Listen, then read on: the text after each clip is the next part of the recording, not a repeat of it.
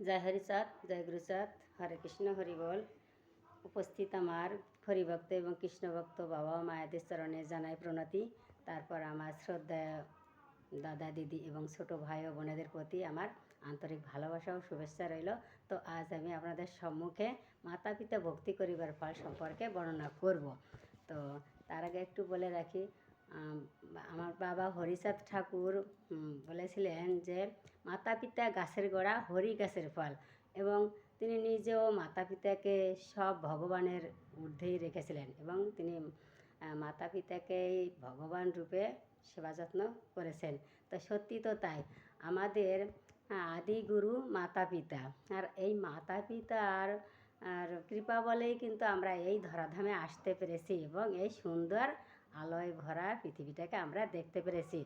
আর মাতা পিতার জন্যই আমরা ছোট থেকে বড় হতে পেরেছি মাতা পিতার সেবা যত্নে। তাই আমাদের মাতা পিতাকে সেবা যত্ন করা অবশ্যই উচিত। আর এই মাতা পিতাকে সেবা যত্ন করলেই ঈশ্বরের সেবা যত্ন করা হয়, একথা বলেছেন আমার হরি ঠাকুর। আর আর এখানে এই মাতা পিতা ভক্তি করিবার ফল কি হবে সে সম্পর্কে আমার বাবা এখানে সুন্দরভাবে বর্ণনা করেছেন। আমি আপনাদের সম্মুখে একটু পাঠ করে শোনাচ্ছি। মাতা পিতা যেইজন করে সদা ভক্তি, হরি বলে দেই তারে মোর সব শক্তি। তাহার প্রমাণ আছে বিনতানন্দন, সুদায়নে মায় করে দাসত্ব মোচন। স্বর্গ হতে সুদানে হেন বল ধরে, আপনি শ্রীহরি তারে ঠেকাইতে না রে। গরুরের কাছে হরি মাগে পরাজয়, গরুরে দেয় সুদা হরি দয়াময়। মাতাকে করিয়া ভক্তি হেন বল ধরে, শ্রীহরি ভক্তের কাছে বাধা চিরতরে। কি বলেছে যে এখানে যে বিনতানন্দন মাতা পিতাকে ভক্তি করে কি করেছিলেন, যে এমন শক্তি ধরেছিলেন যে স্বর্গ হতে সুদা এনে মায়ের দাসত্ব মোচন করেছিলেন। হরি তাকে ঠেকাতে পারেনি। হ্যাঁ, হরি শ্রীহরি ভক্তের কাছে চিরদিনই বাধা থাকে, একথা বলেছেন। আরেক প্রমাণ আছে শাস্ত্রে যাহা পাই, ভক্তের আশীর্বাদে লিখিয়া জানাই। শ্রবণ ঋষিপুত্র নামে রত্নাকর, দস্যুবৃত্তি করে কত বনের ভিতর। মানুষ মারিয়া সব ধন লাই লুটে, বনের পথেতে যদি কেহ যায় হেঁটে। তাহারে মারিতে ভবে কাহারও শক্তি নাই, শুধু তার গুণ ছিল কি, তাহারে মারিতে ভবে কারো নাহি শক্তি, শুধু তার গুণ ছিল মাতা পিতা ভক্তি। এখানে কি বলছেন, যে রত্নাকর দস্যু সে দস্যুবৃত্তি করে মাতা পিতার সেবা যত্ন করে কিভাবে যে রত্নাকর দস্যু থেকে আর কি বাল্মীকি মুনি হয়েছিলেন এবং পরবর্তীকালে রামায়ণ রচনা করেছিলেন, সেই কাহিনী এখানে আমার বাবা তুলে ধরছে, সেই সম্পর্কেই বলা হচ্ছে। হ্যাঁ, তার রত্নাকর দস্যু কি দস্যুবৃত্তি করে সংসার চালাতেন এবং মাতা পিতাকে সেবা যত্ন করতেন। তারপরে কি বলছে যে তখন মাতা পিতা করে ভক্তি এত বলমান, মারিতে পারে না তারে নিজ ভগবান। মারিলে তাহারে শ্রীহরি কথা যায়, পিতা মাতা করে ভক্তি হরি ঠেকে দায়। নারদার ব্রহ্মাকে বলিলেন হরি, রত্নাকর দস্যু হলো ডাকাত মারিতে নারী। ধর্ম অধর্ম কিছুই না রত্নাকর বোঝে, ডাকাতি করে আর পিতা মাতাকে ভজে। একদিকে করে পাপ অন্যদিকে পুণ্য, পাপ পুণ্য ঘর্ষণেতে পাপ হয় শূন্য। তোমরা রত্নার কাছে দুইজন যাও, ডাকাতি না করে তারে সদ্বুদ্ধি দাও। নারদার ব্রহ্মা চলিলেন তখন, রত্নাকরে ডাকাতি করে যেথায় গমন। কী করলেন তখন এই রত্নাকর দস্যু, তো একদিকে পিতামাতাকে সেবা যত্ন করে পুণ্য অর্জন করছে, আর একদিকে দস্যুবৃত্তি করে আর আত্মহত্যা বা মানুষ মেরে পাপ সঞ্চয় করছে। তাই ভগবান হরি দেখছেন যে একদিকে পাপ করছে আর একদিকে তো পূর্ণ করছে, তাই পাপ আর পূর্ণ মিলে শূন্য হয়ে যাচ্ছে।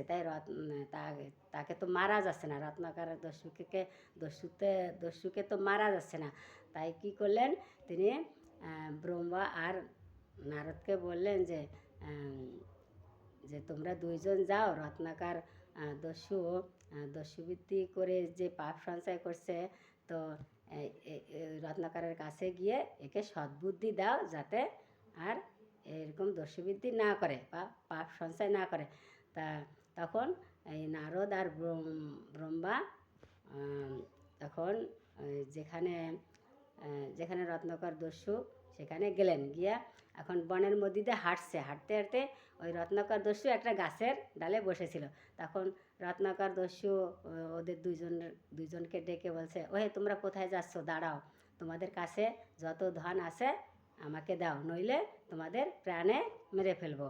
তখন বলছে যে আচ্ছা ঠিক আছে, তোমার কথা আমরা মেনে নেব, তবে তুমি আগে গিয়ে তুমি বাড়ি গিয়ে তোমার মাতা পিতাকে একটু জিজ্ঞাসা করে আসো যে তুমি যে এই পাপ সঞ্চয় করেছো, এই মহাপাপের ভাগ কি তোমার মা বাবা নেবে বা স্ত্রী নেবে?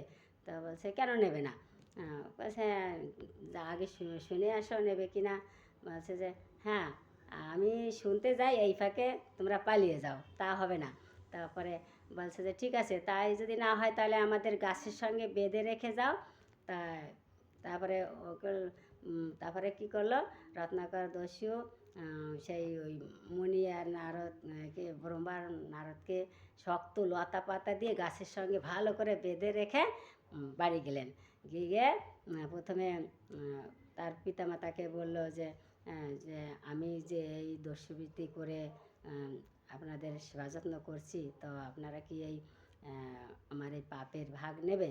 তা মাতা পিতা ওরা এই পাপের ভাগ নিল না। তখন স্ত্রীর কাছে গিয়ে বলল যে আমি যে এই তোমাদের দস্যুবৃত্তি করে যে পাপ সঞ্চয় করছি, তা তোমাদের সেবা যত্ন করছি, তা তুমি কি আমার পাপের ভাগ তুমি নেবে? হ্যাঁ, তা বলছে যে কেন তা নিতে যাব, পুণ্যের ভাগ আমি নিতে পারি কিন্তু পাপের ভাগ আমি নিতে পারবো না। আর তুমি যেভাবে খাওয়াবে আমি ঘরে বসে তাই খাবো, কিন্তু আমি পাপের ভাগ আমি নিতে পারবো না। হ্যাঁ, তুমি সৎভাবে উপার্জন করে আমাকে খাওয়াবে, কিন্তু তখন নারদ বলছে, রত্নাকর নিজের ভুল বুঝতে পেরে তাড়াতাড়ি দৌড়ে গিয়ে সেই নারদ আর ব্রহ্মার বাঁধন খুলে দিয়ে আর কি নতজন হয়ে বললেন যে তোমরা আমার গুরু, তবে তোমরা আমার গুরু, আমাকে আমার এই মহাপাপের মুক্তি আমি কিভাবে পাবো তার উপায় আমাকে বলে দাও। তখন আমি খুব ভুল করেছি, এই পাপের মুক্তি আমি কিভাবে পাবো আমাকে বলে দাও। তখন বললো যে আচ্ছা ঠিক আছে। তো নারদ বললো যে ঠিক আছে, তুমি রাম নাম করতে থাকো, তাহলে তোমার এই পাপ থেকে মুক্তি পাবে। তখন রত্নাকর দস্যু এত পাপ করেছে, ওর মুখ থেকে রাম নাম আর উচ্চারণ হচ্ছে না। তখন আচ্ছা ঠিক আছে, রাম নাম না হয় তুমি মরা বলে জপ করো। তখন রত্নাকর দস্যু সেই মরা বলতে বলতে এক সময় তার মুখ দিয়ে রাম নাম উচ্চারিত হতে লাগলো এবং সেখানে 10,000 বছর ধ্যানে মগ্ন হলেন আর রাম নাম করতে থাকলেন। তখন উই পোকার ঢিবি, উই পোকারা ওই বালি দিয়ে ওর গায়ে স্তূপ তৈরি করে ফেললো। তখন অনেক দিন পরে ওই নারদ আর ব্রহ্ম আবার ওই পথ দিয়ে যাচ্ছিল, যেতে যেতে দেখে যে ওই স্তূপ থেকে রাম নাম শোনা যাচ্ছে। তখন তাদের মনে পড়ে গেল। তখন এই ব্রহ্মা কী করলেন, এই ব্রহ্মার বরে সেই 7 দিন বরুণদেব 7 দিন বৃষ্টি দান করলেন।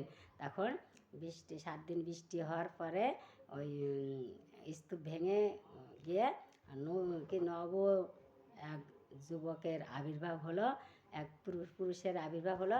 তিনি তার তখন সেই তার নাম হলো বাল্মীকি মুনি। তা এই ওই প্রকার আর এক নাম বাল্মীকি, তাই রত্নাকর দস্যুর নাম হলো বাল্মীকি মুনি। আর এই বাল্মীকি মুনি পরবর্তীকালে রামায়ণ রচনা করেছিলেন। জয় হরি বলে এখানে রাখছি। যদি ভিডিওটা ভালো লাগে লাইক শেয়ার কমেন্ট করে পাশে থাকবেন।